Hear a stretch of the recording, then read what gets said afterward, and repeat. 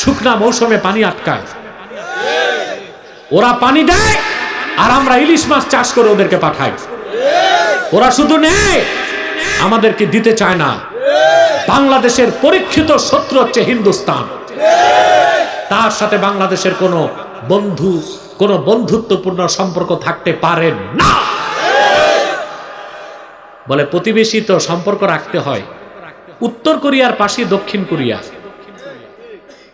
উত্তর কোরিয়ার নিকট প্রতিবেশী দক্ষিণ কোরিয়া। আপনারা জানেন দক্ষিণ কোরিয়া থেকে মানুষ তো দূরে থাক, একটা বিড়ালও উত্তর কোরিয়ায় ঢুকতে পারে না। ওরা প্রতিবেশী বুঝে না।